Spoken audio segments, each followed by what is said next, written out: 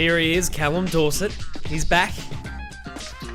Back at it again. It's good to be back. It's been, I think last time you were on, I could be wrong, was it for your favourite musical of all time? What is it? Hamilton? Hamilton, that's the one. It is was that indeed. the last one? Yeah, okay. Yeah. Welcome back. Today's a little Thank bit more you. loose though, mate. We're just shooting the shit a bit today, aren't we?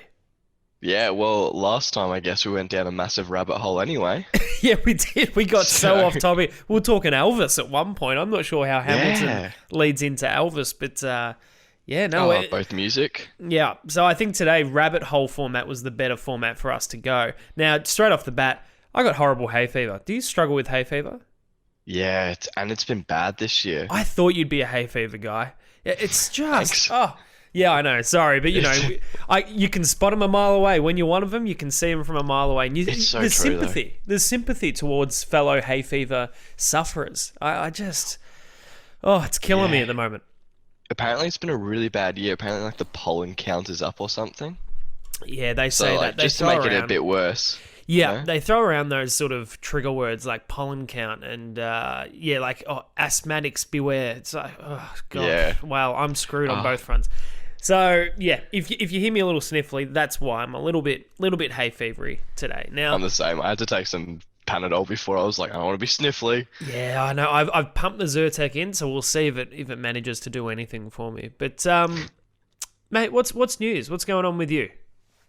Oh, not too much. It feels like the world's slowly moving back to normal. We're getting there. Gym reopened last week and that was amazing. You love gym. Get the endorphins going. You're one of the most peculiar people I've known in that you work a job which sees you up until after midnight a lot of the time, yet you're then back up at about 4:30 to be at the gym by 5. Why is that? Sleep's a waste of time. I mean, Yeah, you're that guy. Yeah, if I'm losing 8 hours of my day, I just feel less productive. But if I can smash out my day, get everything done in the morning, I feel better for it. You don't get run down ever. I do if I work too much. Not from the gym though. I dare say it's the sleep that you're not getting that's running you down, not the work. Yeah, I think that could be debated. I don't know. okay. No, I've never really had that much of a problem with it. Yeah, sleep is seen as a bit of a waste of time to a lot of people. Yet, Yeah. like I have the issue going to bed at night. Like Georgia will be like, okay, it's 11, it's late, let's turn the lights off, let's go to sleep. And I'm kind of like, this is valuable time where I could be consuming a show, I could be, reading a book, I could be doing something productive with this time until I can't physically go to sleep. I agree with that. I got into the habit to help me get to sleep. I'd watch an episode of Fresh Prince of Bel-Air. Okay, yeah, so the comfort show, yep. So it's like, yeah, and it's just nice 20 minutes, and then I can fall asleep straight after. Tell me, when you're doing this, I think I spoke a little bit about this with Gigi on the podcast. Now, when you're watching this show that, winds you down at night just to try and get you into that sleep zone, are you actively watching? Or is it almost you're rolled over, but it's the background noise that's sort of doing all the work for you? I've seen the show before, so I'm rewatching all the series again. Yep. So I guess I know what I'm watching, so I don't have to watch it intensely. Yeah, of course. But Yeah, I yep. still watch it. I don't like turn away and not look at it. I'm still watching it, like full on. Yep. So are you on your So- phone? No, I do it on my TV. Yeah, okay. Because there's a lot of people that see you're a healthy guy. You don't prioritize sleep, but I think you'd be smart with your sleep. You'd be, when I am sleeping, it's gonna be done right. Now, a lot of people say you shouldn't go to sleep with your TV on. Are you a timer of the TV? I don't know what time of the TV means, to be honest. I just turn it off. Okay, so And then you go to turn it bed. off. So you don't use the Yeah. timer setting is what... I used to be the guy that would set the timer for half hour, throw on an episode of Seinfeld and then doze Yeah. off and then don't have to worry about turning off the TV. But I'm a big background noise kind of guy. So I was using it to fall asleep with the background noise. I didn't even know you could do that. My God, what kind of TV? What, are you still on the TVs where you have to get up and turn it off yourself or something? Like you have to walk over, turn off the button? You don't know about timer Yeah. settings? Oh, piss No. off. I've not got a smart TV. Come on. It's not even a smart TV. It's a TV of what? 2006. I reckon they had timers on them. Come on, mate. I don't believe that. Nah. There is a It's lot of TV in rubbish the if you ask me. background there that would have a timer on it. Look it up for me after this. I want you to go over and Okay, just I suss will. it out. All right. Now, I want to talk about... First of all, I want to talk about what you've been doing. You've been Twitch streaming. Yes. Now, I created a Twitch account recently because everyone's Yes. doing Twitch streaming. And I've got the setup and I was like, maybe I could dabble in it. I'm just not enough of a gamer to really give it a good crack. And it would be laughable if I was attempting to have people watch me play games while streaming. Now, what's your experience been? I'm a rubbish gamer, but I feel like it's not about the gaming to a degree. It's about the content. Okay. So I feel like if I can talk and enjoy myself Yep. and have a bit of a laugh more than anything, Okay. So it's then almost... it's It plays enjoyable to watch into with it. people. It plays into the whole absolutely. thing that you are no good. Oh yeah, in my Twitch bio it says I'm a rubbish gamer, and if you watch me for long enough, you're gonna feel like a pro, Okay. and I live by that. And what games are you playing at the minute? So I've been playing a lot of Call of Duty, and the new one just came out, so I'll start playing that tonight. But I was playing a bit of Rainbow Six Siege, which is a really competitive game, and when Is you're that- bad at it, it's funnier. Yeah. Is that Tom Clancy? Is that a Tom Clancy game? Yeah, it is. Yeah, those... It's a 5v5 strategy game. Yep.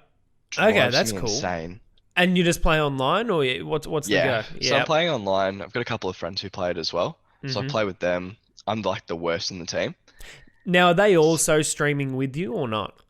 No, so they're not. So it's just me. Okay, all right. I'm gonna have to get on and watch yeah. this. How do I watch it though? Because I don't really know how to watch. Go on this. to Twitch. Yeah, so I need a Twitch and just account. search up. You don't need a Twitch account. If you want to follow me, it always helps. And what's your Twitch? What's your Twitch handle? The Gov. The Gov. The Gov, yeah, nice and simple. Because the Hey. governor were already taken. I'm surprised the Gov was available. That seems like the exact So like was I. not even the Gov 01, just the Gov. No, That's not a the bad Gov. get. I'd be pretty happy with Yeah. that. It was a good nap, I'm not going to lie. Well, there you go, mate. That's how you do a discreet plug. There you go. Go check out Callum's Twitch stream. Now, the next thing you. I wanted to talk to you about was a movie which Victorians are now finally starting to see.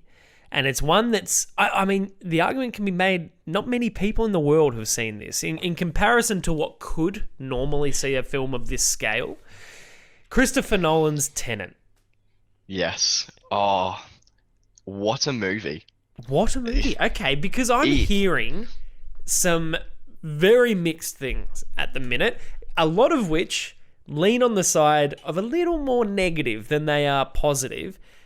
But, as I said, not many people have seen it. So I'm going off the word of, a handful of people. I can understand the negativity that it's getting. So I saw it twice in the same day.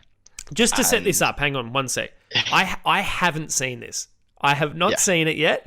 And I've come into this and I've told Callum, I'm like, look, I'm willing to cop a few spoilers. Doesn't really bother me because I'm actually at a point where I'm almost, I dare say, moving past the need to see Tenet in theaters. But we might. It's up to you to maybe turn me around. But for those listening, could be a spoiler or two here. So just be careful. Yep. Okay. So I'll try not to spoil anything because there are some really big twists in it Yep. that really help it. I think it's one of Christopher Nolan's classic time weird films. Mm-hmm. It would be more like Inception than anything else, but with a different play on time. And it's something that I think if you're not watching it and really focusing, you're going to get lost so quickly. But in the last 20 minutes, everything clicks Yep. and it's absolutely fantastic. Okay, so that's what I'm hearing. I'm hearing two main things from this movie. Now, people who listen to this podcast know Dane Robertson. Now I'm going to throw him under the bus here. You know Dane. Now, Yes. Dane is a Chris Nolan, I don't want to say an apologist because Chris Nolan's really He hasn't really had misses at this point. Like, he's done it. Everything he's done is a classic. But Dane is the biggest fanboy you will meet. Now, Dane saw Tenet and had been hyped up for so long, finally out of lockdown, going to see Tenet. And Dane messages me and says, look, it was good. It might have been a bit smart for its own good. Something to that effect. I agree with that. I really do agree with that. It sounds like Nolan's just almost... This was his biggest... He's like, this is his biggest swing to date. He's like, I'm going to reinvent film here. Like, hold on to your pants, people. Watch this. And it's kind of gone, don't know if he stuck the landing. It works, I think, for some people. So the way I saw it is I had no idea for the first hour 40, the last 20 minutes. It clicked. And then you can you're rethinking the moments that you've already seen and just thought, oh, it makes sense now. And then, so I gave it a 6 out of 10 the first time I saw it. Yeah, let's clarify here. How many times have you seen it? So I've seen it 3 times in 2 days. Now, and you've got an appreciation for it, okay. There's a theory to my madness here. Yeah. The first time was unknowing what was going to happen. Like, the trailer gives nothing away. Yeah, very little. The second time was to re-see and make sure everything clicked with me. And, like, there are so many symbols and motifs throughout the entire film that just give so many little hints that you don't understand until the end. Yeah. And it's filmed so well because of that. And then the third time was just for the fun of it. Just because I didn't have to think anymore about it, I could just enjoy it. Okay, so you felt like after the second time you'd worked it out pretty much. Yeah. To be fair, I still had to watch a YouTube video to explain the timeline. Yeah, see, okay, this is where I get annoyed with... If this wasn't a blockbuster film and presented as a blockbuster film, I wouldn't have an issue with this being so hard to consume. But my issue becomes... Nolan has a responsibility at this point to make a film that is coherent for a general mainstream audience. Like, I've heard people that see it the first time, you can tell me if you agree or not, this is multiple people who I consider to have a pretty, I take their opinion quite seriously, said that if you zone out for a minute, you quite possibly ruin the movie for yourself. Like, you need to be so switched on and paying hyper attention to every detail, because come the end of the movie, there's a good chance you're going to need every detail for all of this to line up. Yeah, I do agree with that. Toilet breaks will be your enemy. Yeah, see, okay, first of all, don't go to the toilet. Yeah. That will screw you. Now, How long's the movie? Do you know off the top of your head? I want to look. 2 hours, I'd say. It's not long, but it's not short. That's helpful. Yeah. I mean... 2 hours even these days is not short. Jeez, my computer is just killing me at the minute. All right, Tenet. I want to get a runtime on it because that does play a big part in your ability to be able to enjoy it. I don't want to be sitting there stressing on, I need to go to the toilet. This movie's so long. And then, sitting there realizing, but I can't leave because I'm going to miss something crucially important. I don't think Nolan does overly long films anyway, but here we go. What does it say? I think it's closer to one of his longer films, though. Yeah, look, my computer will eventually load. Okay, now... Oh, here we go. What do we got?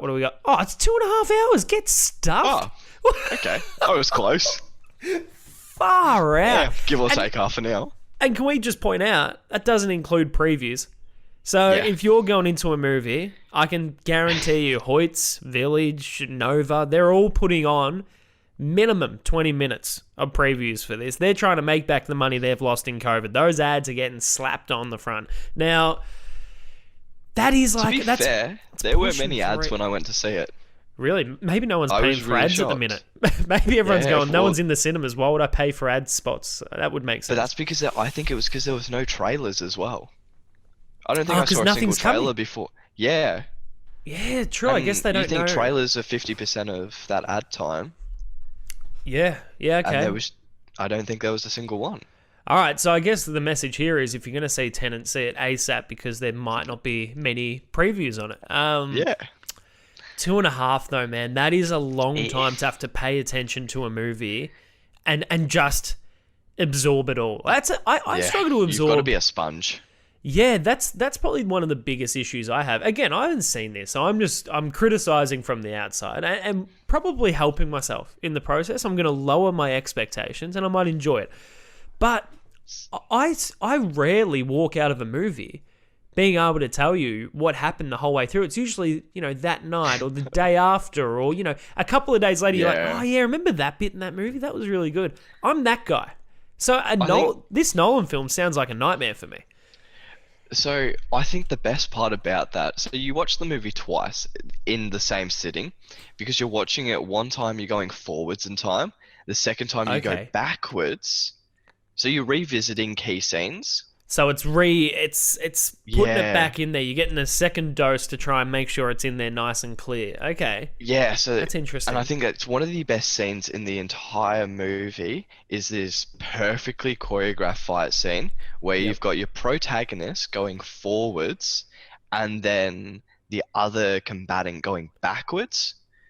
And throughout the movie, you watch it twice. It sounds really weird But they're because it fighting, but is, one's going.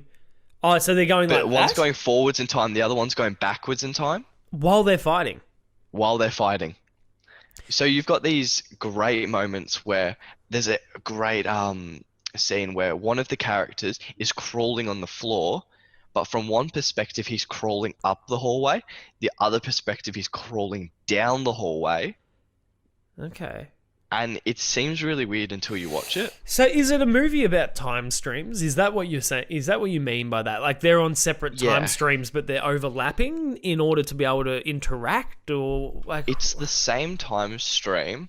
So the whole like premise of the film is in the future, scientists have developed a way to invert objects, making them go backwards. So like bullets shoot backwards through time instead of going forwards. yeah, And then they've managed to work out how to make people do the same thing.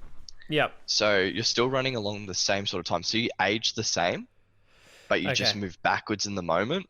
So Huh. everything's been reversed. So like instead of fire, it's ice. Instead of like breathing in oxygen, you breathe in carbon dioxide. Yep. So one of the best clues in the movie is that anyone who moves backwards is always wearing a gas mask so they can breathe. Oh, I see. Yeah, so there's all these like different hints and things that you just So- see throughout the film.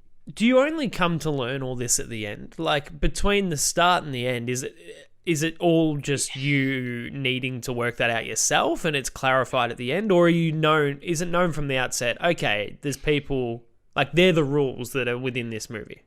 So the rules are like drip fed to you. Okay. So Robert Pattinson's character, who has a PhD in some science that I don't remember the name of because it all Yeah. gets confusing to me anyway. Yeah. He explains it in like little drips. So he talks about the grandfather paradox, which Yep. is the idea that if you're the grandson and you went back in time to kill your grandfather, Mhm. it could never happen because then your parent would never be born to conceive you. Okay. So that's like the premise because it's about the future trying to end the world back in time, Yep. and they're trying to stop that.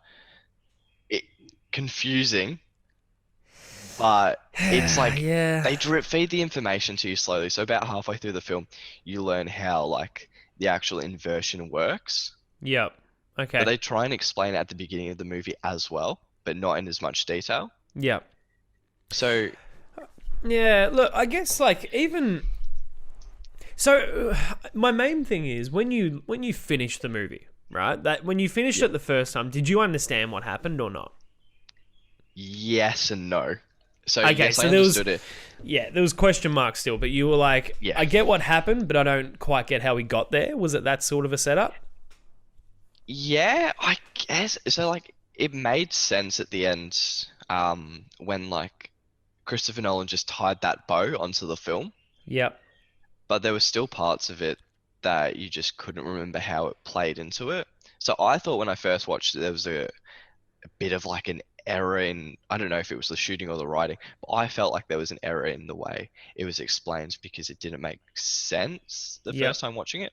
It's like I thought there was going to be like a continuity error or something, and I thought But it was there just wasn't. purely because it came out in COVID, but there wasn't. COVID's caused a continuity error.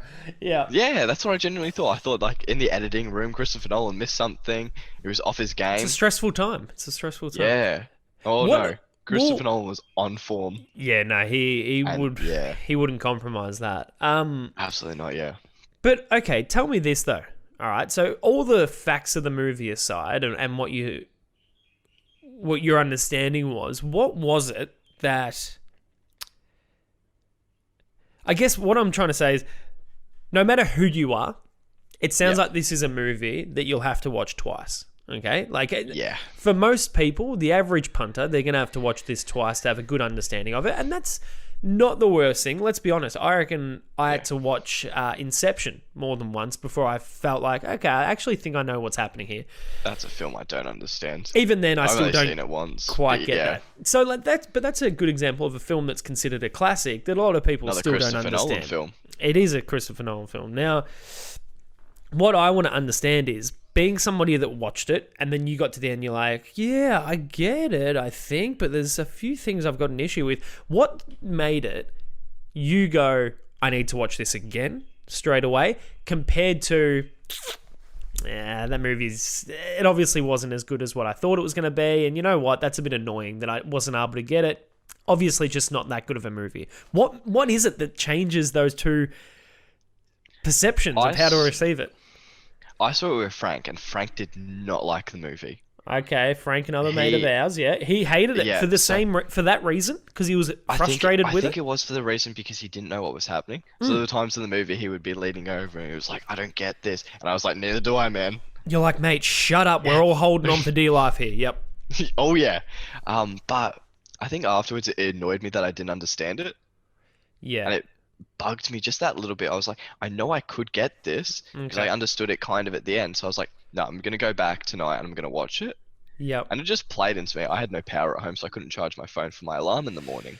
Yeah, so you may as well go. So with I was like, oh, what a shame. I'm gonna have to go back to the movies to charge my phone. it. Yep. Okay, so there's a mix of, convenience, but also... Yeah, I would have seen it again.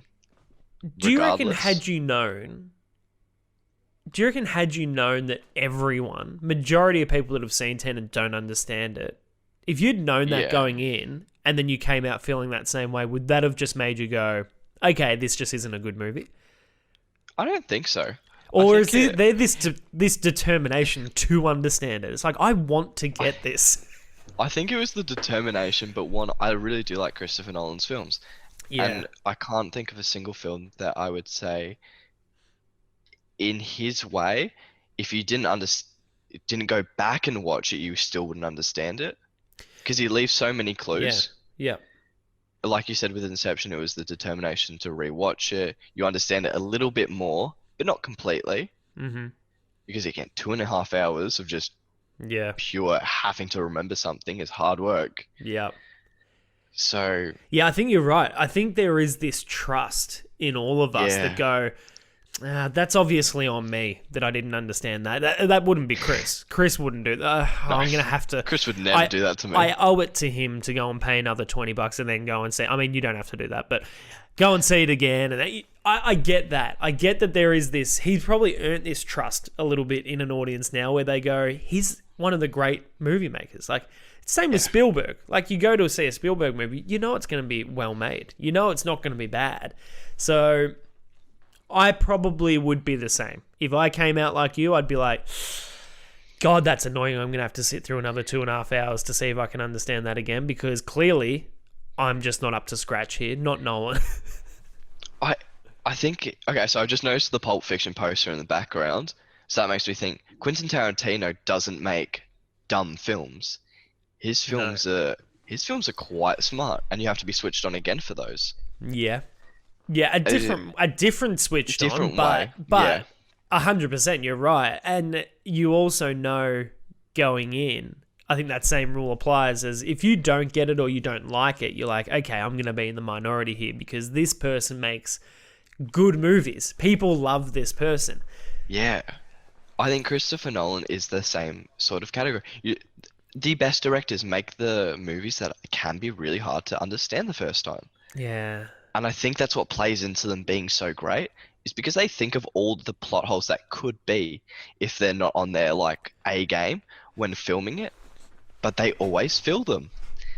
But it takes a little bit of time to get it. Like Once Upon a Time in Hollywood, I remember seeing that and just coming out thinking, I don't know how we got from A to B there. It worked though. I enjoyed I loved it. Yeah, I enjoyed it. But now I'm gonna have to rewatch it. Yeah. I think there's also an element when it comes to any of these great directors where they make us feel smarter, and we like that. So like you watch a Nolan movie, if you can work it out, you're like, oh, okay, I get it now. Far out, I am smart.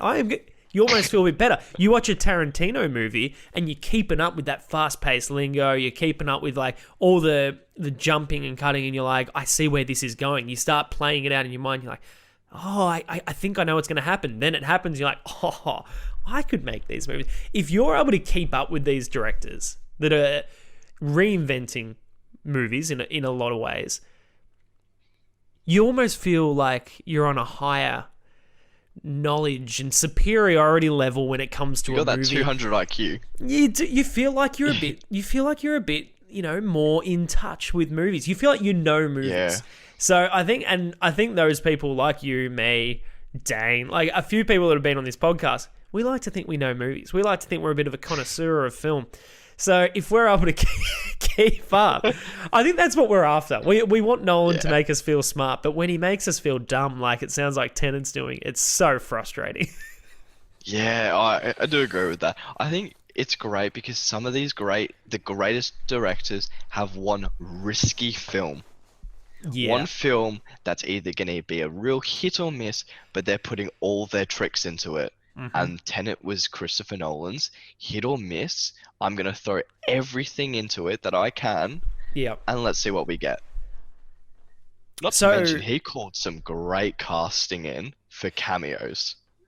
Who's in it? Is there any like non-spoiler cameos that you can give away? Sir Michael Caine's in it for about. I don't know if I knew that. For less than 5 minutes. Yeah.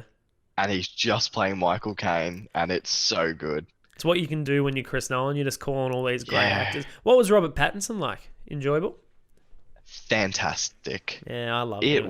He is just so good. He gets an easy pass with me now because of Batman. I haven't even seen it yet. So anything. Well, that Pattinson trailer was fantastic. The trailer was very good. So he's good signs early. And then also Denzel's son. What's his name? Yeah. I just watched something Ballers. Davidson. Yeah. Yeah. I just watched Ballers. He was in Ballers, that, the HBO show. Yeah. He's also in Black Klansman. John David Washington. Yes, that's the one. Yeah. Yeah, he was in Black Klansman too. I didn't know he's Denzel's son until about a month ago. I think Justin Clancy I was the same. I saw an interview with him and he was talking with Denzel because the photo of him from the NFL was up. I didn't know he was in the NFL as well. Was he in the NFL or was that from the show Ballers? Oh, this actually may have stumped me. I'm sure he was in the NFL. Ballers is a show about the NFL. I know. I watched the first 2 seasons. I actually really enjoyed it. Oh, now it's probably one of my favorite things that Rock's done. Look it up for me because now I want to know. I want to know if he was in the NFL because I assume it's Ballers. Yeah, Ballers was a great show. I just sort of stumbled across it. I mean, it got worse as the show went on, as all shows tend to do. But I thoroughly enjoyed it. Yeah, he did play in the NFL. He did? 2006. Bullshit. After undergoing draft in the 2006 NFL draft, he was signed by St. Louis Rams. That's a little bit. Doesn't that just sort of stink of God when you're the son of a famous person? You can get a lot more lookings than what you maybe should. I mean, he's played both professional football and acting. But he's never had the Washington name hasn't as his real main centerpiece. So that's why people Oh. didn't know it was Denzel's son. He was in an interview and he said he wanted to live his life through his own shadow, but not living behind his father. Something like that. Okay. Well, I feel bad. I'll take I, that back. Sorry, David. yeah. Sort of just shot him down without even knowing any of that. I think it's great though, because like you look at Denzel Washington, how he came up with films and Yep. how he always put himself forward and always like pushed to be the best. He had to give that to his son. Yeah. That gene's got to run in the family, Not to mention, and it really did. Even if you say you don't want to live in your dad's shadow, you definitely would be. I mean, it's friggin' Denzel. Oh, You're gonna be feeling that pressure. Yeah, one of the biggest actors in the world. While I think of it, I just want to go off on one of our rabbit holes here. I spoke about this on the podcast maybe last week or the week before. I think it was when I did one by myself. Have you seen The Marvelous Miss Maisel?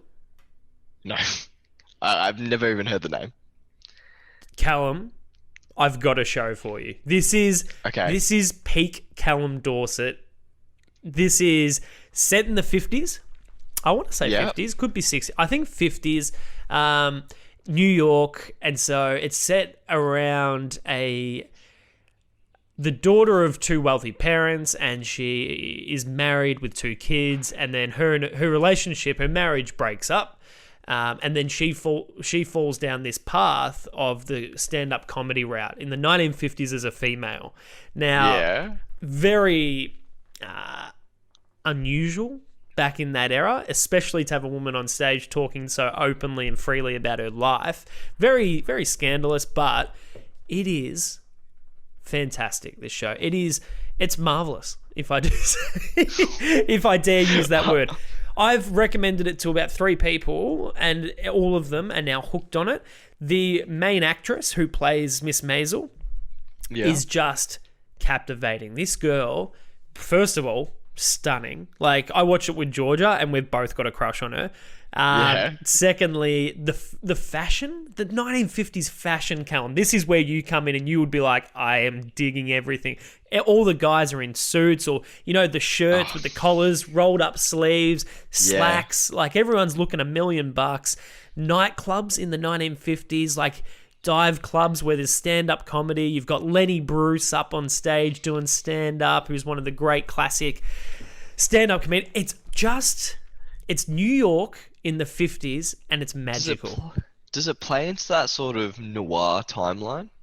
It's like the gangsters of New York in the 50s? Not really. Nah, it's really light. It's real light viewing. It's very colourful, bright. It's more of a... there's not a whole heap of like grunge to it all. It's very like there's scenes where it's very Jewish, first of all. So like it's going to be great comedy. It leans heavily on that Jewish religion side of the family. I just can't say enough good things about it. And the progression of the characters, her storyline going from, divorced mum of 2, and then where she goes in her life. The relationships, the support cast in it is actually the best bit. You familiar with the show Monk? Do you remember Monk from like years ago? You don't remember it? You're really testing me now.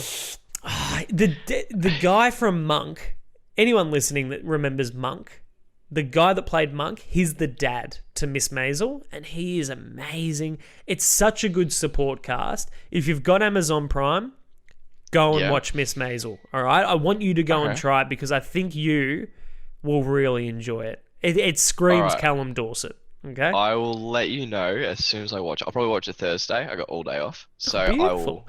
I'll message you all throughout. I'll message you all throughout. Okay, brilliant. Right. Rabbit hole aborted. Thanks for that. Wanted to get that out. Now, Tenet we've touched on. Also wanted to touch loosely. I haven't spoken about this on the podcast at all. Sean Connery. Died. Now, he's 80. I've been thinking for about, I reckon I realised how old he was maybe a year or 2 ago, and I was like, holy shit. Because I always really liked Sean Connery, mainly in the movie The Untouchables. Don't know if you've ever seen it. Oh, you have? I rewatched it on the day I found out Sean Connery passed away. And I thought, it's what I've got to watch. It's his best film. Yeah, that is, to me, when I think of Sean Connery, I think The Untouchables. I don't necessarily think Bond. He was never a Bond guy for me. Yeah, but I always think Bond. You are a big Bond guy, though. That's why I wanted to ask you. I've got Bond's like the greatest memories for me.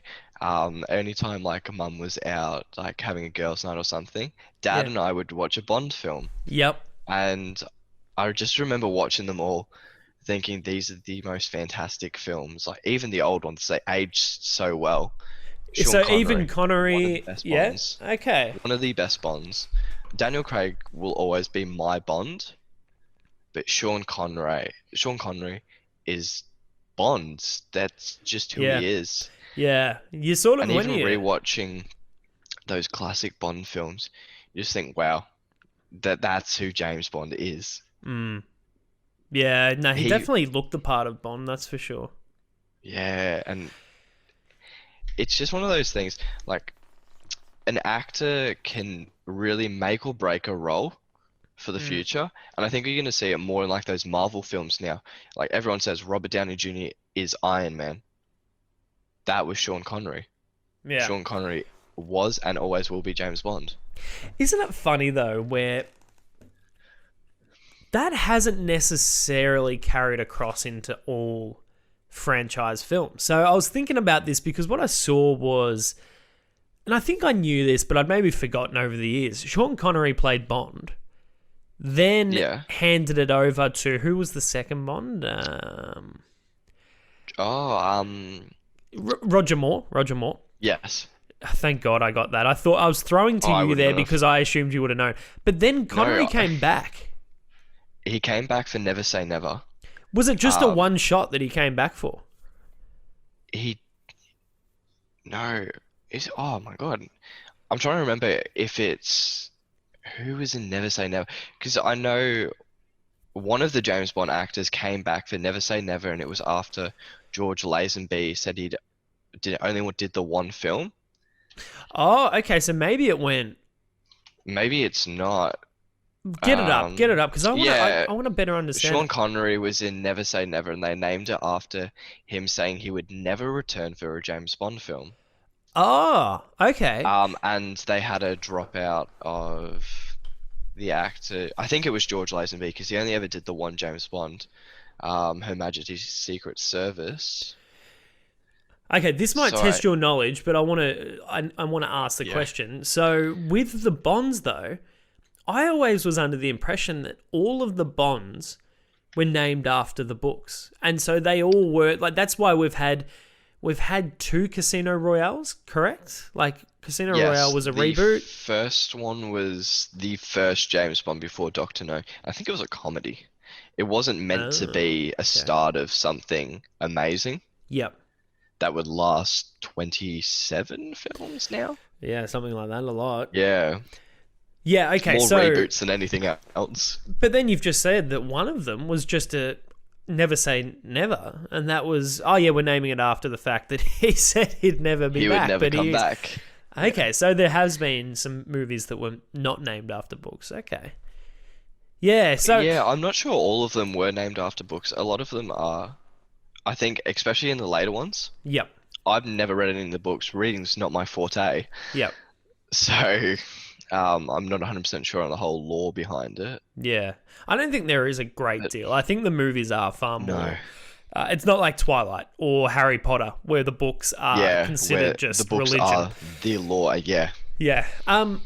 Quick question before we move off it. Obviously, very sad that Sean Connery died. He had a good innings, though, over 80.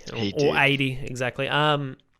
Just quickly, though, what's your favourite Bond? I might have asked you this before, but I just want to know. So Daniel Craig's my favourite Bond. Yeah. Because that's the Bonds that I guess I grew up on.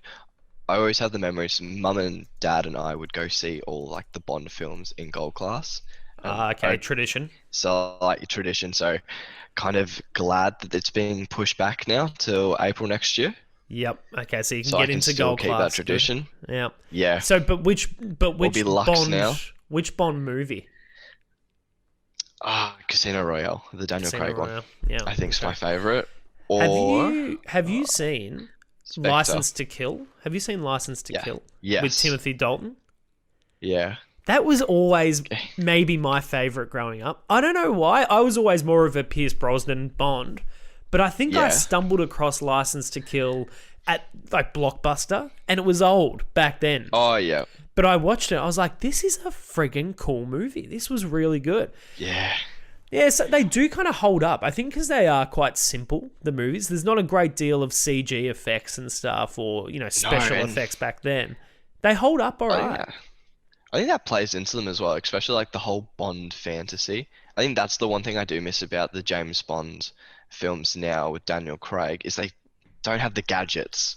Yeah, it's very those grounded. Cool gadgets. I remember Black Thunderbolt was one of my favorites because he had the air tank that he used to put into his mouth, and I thought that is the coolest thing. He's just got a little thing he pulls it out of his suit pocket.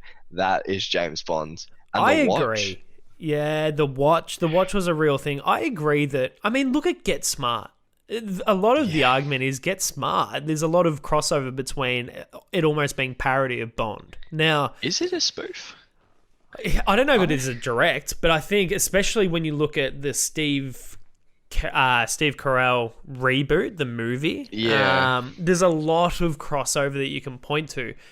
A lot of those gadgets, a lot of the fun is gone out of Bond. That's what I liked about Pierce Brosnan. That's what I loved about Pierce Brosnan is there was this light-hearted element still, whereas when you got Craig, charming. Yeah, and that's why I kind of don't really look. I love a grounded movie, but when they throw around the idea of Tom Hardy or even Idris Elba, I think Idris Elba might be a little better at it. But they're throwing around. I'm really hoping for the Idris Elba. I think it'd be cool. I don't know if we'll get it though. I mean, it certainly sounds like we're getting a female Bond, but. I like the idea of a bit of lighthearted and serious mixed in. Yeah, I agree with that. I think it's so important to have that lighthearted. I think Daniel Craig's last film, Spectre, had it a little bit. Yeah. There were always jokes about it when Q gave him the DB11, and he asked, "Oh, does this have any gadgets in it?" Yeah. And then there was the great car chasing scene between him and Batista. Yeah. That had him going to use gadgets, but nothing was coming out because there were no missiles locked in or anything like that. Yeah, that's true, actually. That played with it. I think Q does provide a bit of the comedic relief in those movies. Q was fantastic. Yeah. It's the one thing I'm going to be sad about for a reboot. Yeah. Is losing that ensemble cast. Yeah, it is a very good cast. Q and Moneypenny, it's just so good. Yeah. Oh, well, we'll have to wait and see, I guess. That's so true. I flicked you a trailer that I wanted to get your opinion on this morning before we started this. Time recording is Wednesday. Now, the Tom and Jerry trailer has just been released. A new live-action Tom and Jerry. I can't say I necessarily grew up a lot on Tom and Jerry. I mean, let's be honest. This is a cartoon from... I'll just throw out the 50s. A long time ago is my point. Did you have much from your childhood growing up on Tom and Jerry? It was always one of those things. It was on the TV in the morning, like Saturday mornings. You just flick over and see it on the TV. Yeah. It was one of those like I think they must have remade it then because I don't remember it from the 50s. Yeah, no, yeah. I'm pretty sure I saw like a remastered one as well. Yeah, I enjoyed it. It was the good slapstick comedy. Yep. Something I've always enjoyed a lot more is that whole like a bit lighthearted, I guess.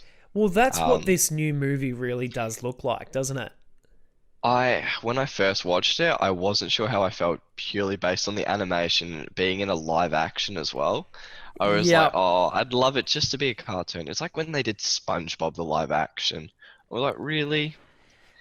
It doesn't seem right. So I sort of sit in two minds with it, where I have used this on the podcast before, this example of, are you a Simpsons guy? Like, were you a Simpsons person growing up? No? Okay, there was this episode, though, where...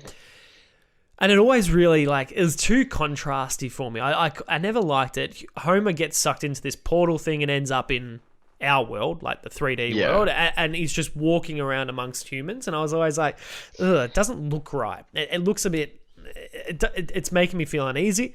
Yeah. But... Then I look at Garfield, the movie. Yep. Okay. Did you ever see Garfield? I did see the movie. I enjoyed it. I was about to say that's probably one of the exceptions, and Space Jam I find the exception to that rule. Space Jam as well. That's a Space Jam great did it call. really well. Yep. Yeah, that's So- true. I hadn't thought of Space Jam. So there are examples where it has worked. Yeah, And I watched this and I kind of thought, it feels like it could work. It looks like I felt okay with it. I mean, obviously, they're animated cartoons in a real world. You've got to just yeah. disarm your disbelief straight away. I think there's a few great moments in that trailer where I think Jerry's the cat, isn't he? Yes. Yes. Yes. Oh, God, here we go. This is why we didn't watch it as kids. Yeah. Keep talking, yeah. Make your point. So, the cat, I think it's Jerry, he gets hit by the bus. And I thought, okay, they're going to keep going with the slapstick comedy. Yep. And then it happened again with the Tom, who I think's the mouse. He moves his door. You got it the wrong way around. No. Yeah, and you know why? It makes sense. Tomcat. No, I see, assume that's probably why. Yeah. And then the mouse is Jerry. Okay. Well, let's reverse this. Yeah, same thing applies though. Yeah. Continue. So, the mouse, Tom, no, Yeah. Jerry. Yes. Jerry moves the door, and Tom jumps into where the door was before, and he hits his head And he on the wall. And I just thought that's it's like an brilliant. accordion. Yeah. Yeah. Yeah. I think it's going to be very slapstick. I think it's also designed for it's a kids film. Like there's no denying that it's not even. I don't think it's playing into adults who grew up on it necessarily. No. I think they're very much aiming for a new generation of kids. Which I think's good. Yeah, I have But no I do issue with think that. people who grew up on it are definitely going to probably want to see it. Yeah, I think I'll even see it. Ken Jeong's in it, and I love Ken Jeong. yeah. I saw he has a little cameo. Yeah. I think he's a chef or something in the hotel. Looks Yeah, looks it very was the funny. moment I saw that, I was like, yeah, I'm going to enjoy this film. I was Yeah. like, it can't be bad now. But you know what I thought? This is the main reason I want to talk about it. I mean, Tom and Jerry, yeah, it's a classic, whatever. But what really grabbed me was the trailer style that they did. Did you notice Yeah. how in the trailer it had an old school movie voiceover, like Tom and Jerry are friends, and then you like see them like running around together. I was like, wait, that movie voiceover is from the 90s. Like, why have they brought that back? So they're almost trying to make the trailer feel It's vintage, like nostalgia. yeah, Yeah. it is. It's all based on nostalgia, and I think that's what being Tom and Jerry they're going to lean on is that nostalgia element with a sprinkle of new and modern just to try and update it, I guess. And I think that's great. I think when you're doing a film like this where it does play on the nostalgia for some of the audience, like if you look at it, parents who have kids now who are going to be aged at this, they're going to Yep. also want to see it because it's what they grew up on. Yep. And I think that's how you bring them into the films. Yeah. Because how many times, like, you worked at the cinema, so you go in to see, like, you're selling tickets to parents who are taking their kids in to see, like, Paw Patrol or something like that. And you can tell Garbage. the parent doesn't want to be there. Yeah. Nah, it's shocking. They're paying like, decent prices for a lot of the times a 50-minute film that is like, Paw Yeah. Patrol or some garbage kids film. Throw out Tom and Jerry. Appeal to the masses. Appeal to both generations. The parents can at least sit there reminiscing on, I remember when I watched this. It doesn't do anything for me now, but I remember this. Yeah. It makes it a no little bit more problem with that. enjoyable. No, I have Yeah. no issue in rehashing old characters. If there was a Bugs Bunny movie, I wouldn't have any objection. I mean, we're getting Space Jam too, so Yeah, so it plays into that. It plays into a Yeah. parent wanting to take their kids and actually both enjoy it. yeah, and have Hopefully. some idea of what the hell they're watching, not just some Yeah. shit they place their kids in front of on the TV and just walk away. So, yeah, I mean, I'm not here to judge parenting. Now, last thing, I think Yep. we would be silly. I think this is going to have to be a weekly little segment that I'm going to have to do on the podcast to touch base on The Mandalorian. Since last episode, I spoke to Jack, who Jack Yes. O'Connell. Now, since then, episode 3 has come out. The argument could be made that the way episode 3 ended almost made episode 3 forgettable and everyone just focusing on episode 4, even though episode 3 was really good.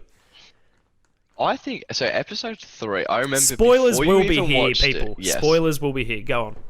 So I remember before you even watched the episode, you messaged into our little movie group chat. Yeah. It's only 35 minutes. I was pissed. Yeah. And I was like, no, it is such a good episode. Yeah. I would rather they have a shorter episode and not have it chunked out with like 10 minutes of just filler content that's not going to carry the story along as much. But what they did was so good. You've got the Mandalorians coming together with Bo-Katan, who's like so big from the Clone Wars. Yep. And when she took off the helmet, even like when I saw the armor, I was still like thinking I knew who it was, but it was bugging me because I couldn't remember her name. And then she took off the helmet, and I just died. I just went, oh, and nearly fell back. It was so good. Now, tell me, just quickly, pause, right at that scene. You're also a wrestling fan like I am. Yes, Sasha Banks. Sasha Banks. Now, the character, was she playing a notable character from any of the Star Wars lore or not? Or was that just a filler character? There was a rumor she was meant to play a character from the TV show Rebels. Okay. Which is like Disney XD. I haven't watched it, so I can't remember her name. Yep. But it was meant to be like one of the big characters. And then it turned out in the credits, I think it was, the names didn't match up. Oh, okay. So but it was I don't maybe actually remember if they ever went on her name in the episode. I don't remember her name. I probably being wasn't said. thinking about it. Yeah. So I don't know if it was something for the credits that they just did like a fake name to have another reveal later down the track.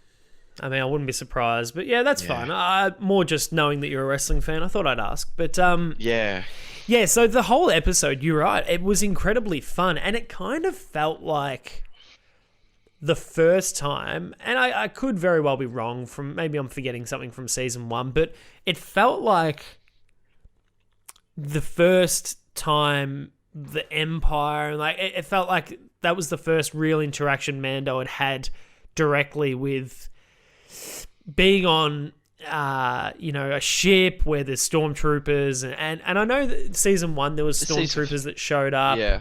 I don't know. It just felt very. You know what it felt? It felt very episode like 4 of Star Wars, where they're in a ship having shootouts, and I don't know. It felt very nostalgic in that way. Oh, I agree with that. I didn't think of it that way, but I do agree now that you say it. And to be fair, it was just such a good episode. The ending was so good as well. Well, go on. Explain the ending from your take. So the ending when, I don't remember the planet's name, I'm not great with names, where Bo-Katan tells Mando to go to a planet where he'll find Ahsoka Tano. Mm-hmm. And from Clone Wars, that's Anakin Skywalker or Darth Vader's old Padawan. Yep. Explain what a Padawan is for somebody that might not know. I've only really started learning this in the prequels, I feel. So explain that.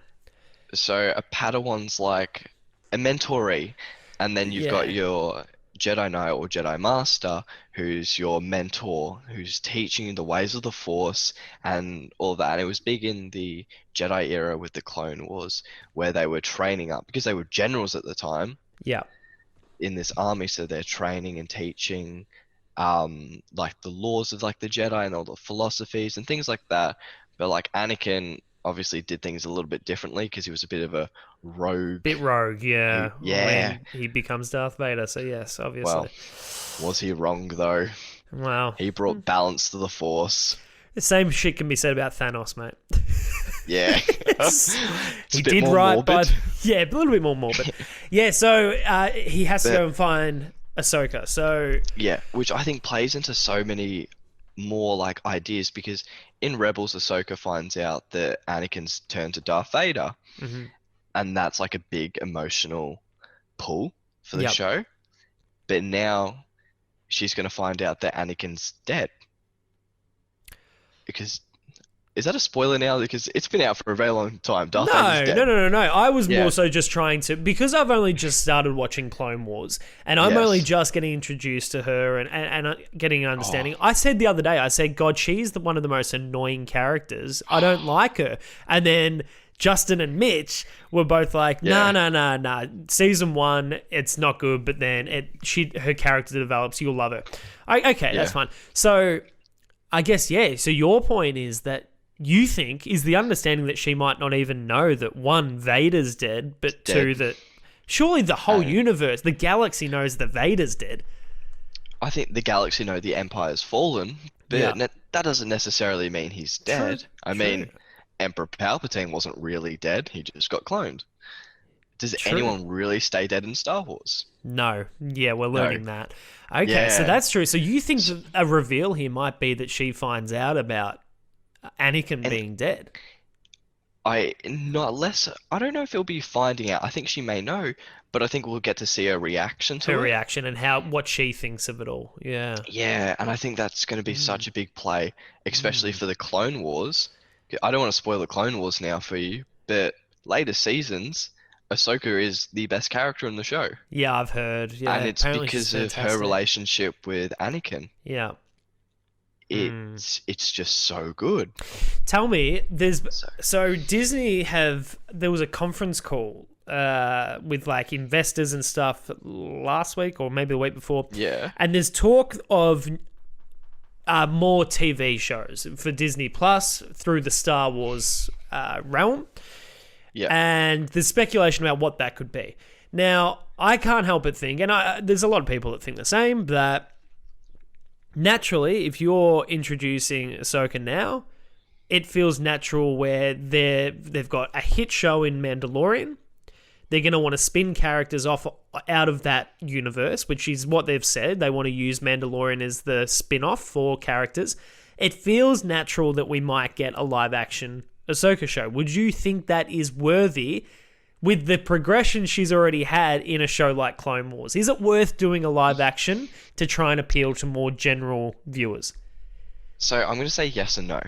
Okay. Yes, because I think it would be great to see Ahsoka again in a live-action film or like TV series, and going through her after the fall of the Empire. I think it could be a really cool take. Yep. Because we've seen her progression from being a Padawan to then when she appears in Rebels to now what's going to happen after the Empire's fallen. So pretty much every state, but also no. The Clone Wars is her show, and she's so good and it's so beloved, and I don't want to see, and I know they wouldn't ruin it because you've got such great creative team with the TV shows. Yep. But I'm going to say no because I don't want it to be front and center again. I think it's nice that she's now sort of in that master role back scene. So I'm going to say no. I'd rather see them do a different sort of show. I'd rather them spin off with Bo-Katan and let's follow their journey on trying to reclaim Mandalore. That's what I'd rather see. True. And you know what? You could be right in that. That's not a bad assumption as to what could happen. They do feel they could have maybe set up those characters after that last episode 3. Yeah, even like going back to episode 1, the end where we see what we think is Boba Fett. Yeah. His return. I'd rather see a spin-off with him going through how he got out of the Sarlacc pit and then still manages to regain himself and what he's been doing for all these years now. Yeah.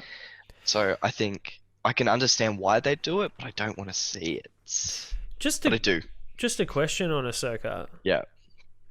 Do we know, and by we I mean you Star Wars fans out there that are right across all the continuity, where was she between episode 4 and 6? Like, throughout the original Star Wars trilogy with your Luke Skywalkers, where was she? Why was she nowhere to be seen? We had Yoda.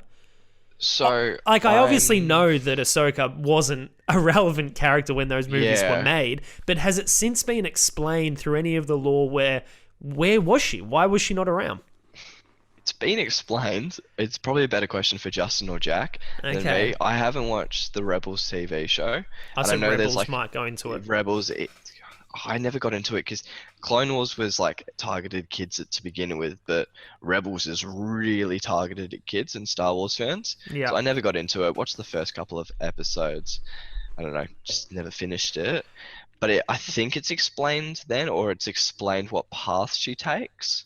I'm going to have to get to 'Cause the you bottom take- of this. Yeah. Yeah, I'm gonna have to go back Because and just even- watch all of My Rebels point, now. yeah, my point though is Yeah. that Mando is obviously set after those original films, correct? Yes. Yeah. So Yeah. naturally, if we're seeing her now, it's like, hey, where the hell were you? You could have been a real help to Luke and Yeah. Yoda and everyone. So yeah, Well, I remember watching like this theory that I can't remember which episode it is, but Yoda says there is another, in reference to Luke being the last hope, and everyone thought it was Leia at the time. oh, But now that we know Ahsoka's alive, maybe that's more of a reference to Ahsoka being the last hope, or the other last hope. Isn't Um, that a way better storyline? That's a classic example of That's- people have a fantastic ability to make a better movie than the one we got. So like, just by Oh, I fan agree. theories and shit, like realistically, it was probably Leia. Like it would have been Leia. Yeah, I don't it even would have reckon. been when George Lucas was thinking about it, Leia was the option. Yeah, I mean George Lucas probably didn't even have the idea of Ahsoka back then. So like, I mean, did Dave Filoni create Ahsoka? I think so. I think Yeah, so I don't even know Yeah, if I'd Lucas say. directly created it. So obviously, Yeah. it was for Leia. But isn't it funny how Star Wars, because it goes backwards, forwards, and they've done it all out of order, shit's presented itself over time where you'd be sitting there as George Lucas going, wish I'd have known that was going to happen. Yeah. That Oh, would have been a better sure. movie. But you look at it and it makes sense as well. The Padawan to Yeah. surpass the Master. It's really cool. Yeah. But I mean, we're gonna have to wait and see 2 days time. 2 days' time, Friday- we get Friday episode night. 4. Yeah. Yeah, That's when- my Friday night locked in. Georgia said she's doing a girls' night. I said, absolutely fantastic. That's girls' night for you, and it's boys' night for me with Mando. So, yeah, Oh, I guess we'll find brilliant. out. Hopefully we see Ahsoka in episode 4. I think they can't not do it in episode 4. They could Yeah. tease it a little bit more. Yeah. See, episode 6 is meant to be directed by Dave Filoni. So initially when I saw the director credits, I thought, well, that's the episode Ahsoka's coming in because Ahsoka's Dave's baby. Yep. So I think that maybe might it would- happen. I reckon they'll pull the taffy a little bit for a little bit longer. Yeah. String us along. He'll do an extra couple of side missions, and before he finally gets there, and then he'll find her, and Filoni Yeah. will probably be directing, I'd imagine. What So, I think will happen next episode is Boba Fett's going to come into it, and somehow he's going to stop Mando on his journey. yeah, probably. his next That's a planet. good call. That's a good call. We haven't Yeah. seen much of him since episode 1. One. Yeah, so Episode there's 1 of season 2, yeah. been 2 episodes since we've seen him, so I reckon we're probably due for a little detour, which could be, yeah. And definitely would not complain about that. That would be Nah. pretty cool. That show keeps kicking goals, mate. I look It forward to really watching does. more of it. Look, we'll leave it there, mate. We've gone an hour. I've taken enough of your time. I Brilliant. appreciate it as always. Watch the I Twitch. had a lot of fun. What's your Twitch stream again? Give Twitch it to us. at the Gov. The Gov. I still can't believe you got that. Still cannot believe you got that. No, neither can I. Nice and simple though. Go over, follow Callum on Twitch, watch him poorly game, and laugh at him in the process. That's the idea, yeah? Thank you. Yeah, pretty much. Beautiful. Thanks, I Callum. might get better along the way. You never know. Thank you. Thanks, Oh. mate.